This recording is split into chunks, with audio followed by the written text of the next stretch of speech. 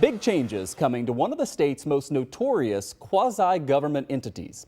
Whether you bet or not, Western Regional OTB, off-track betting, is sort of owned by our local municipalities, and the money it generates, at least some of it, comes back to help fund our local governments.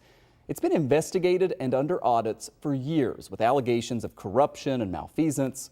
But as part of the new state budget, the entire 17-member Board of Commissioners is out and will be replaced. Joining us live to discuss is the editor of Investigative Post, Jim Heaney. How many years covering this story? 4.5. 4.5. 4.5. Almost half a decade. Appreciate you coming in. I wanted to get your thoughts on this as someone who's covered it so intensely, and your stories have led to investigations and audits at the state level. The board basically will get all new commissioners. The government entities will still have one, but Erie counties, for instance, will have 24 votes, whereas the small rural counties will have 1, 2, 3 votes each. Yeah. How do you see this changing at a fundamental level, how this organization operates? Well, right now the OTB is controlled by rural counties that have Republican legislatures.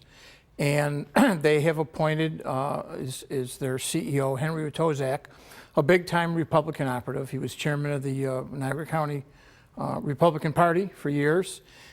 He's kind of moved the Republican operation into OTB. And they've let him do what he does, which is a lot of things that have gotten him investigated.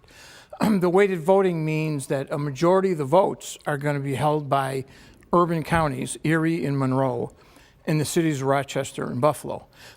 So most of the votes are now will be held by Democrats.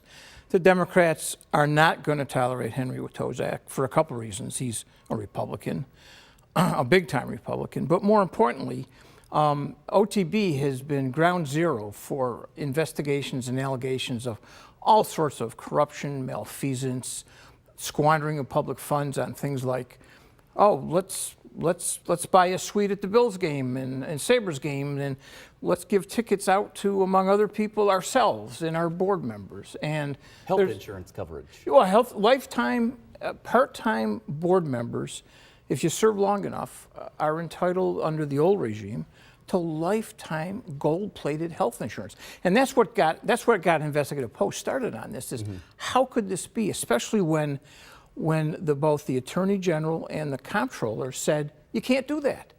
And yet Witozak had a board that would play ball with him, and he would play ball with them.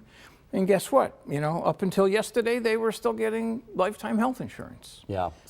Really outrageous stuff. Yeah, and we'll see what changes. I've got about 30 seconds left, but tell me, corruption in this state is a bipartisan thing. Oh, right? Yeah. How many politicians from both parties have we seen go to prison, for instance? Yeah. Any reason to believe, if sort of it's Democratic control of this, that it will be less corrupt or do things differently? I think there's a good chance it'll be a cleaner operation, simply because I don't think the Democrats politically, it would not be a good look for them to just swap out their corruption for the Republicans. I think Mark Poloncarz and some of the others who are going to have a big say in who's going to run that agency, it's in their political interest to run a clean shop, or at least a cleaner shop. And if they don't, we'll be on them just like we've been for the last 4.5 years. Yeah, that's what I was going to say. I should mention, again, Jim's reporting on this for almost 5 years. I did reach out to Henry Witozak today, have not heard back. He's the current CEO of OTB. Jim, thank you so much for coming in. Good to get your thoughts on it. Nice to see you.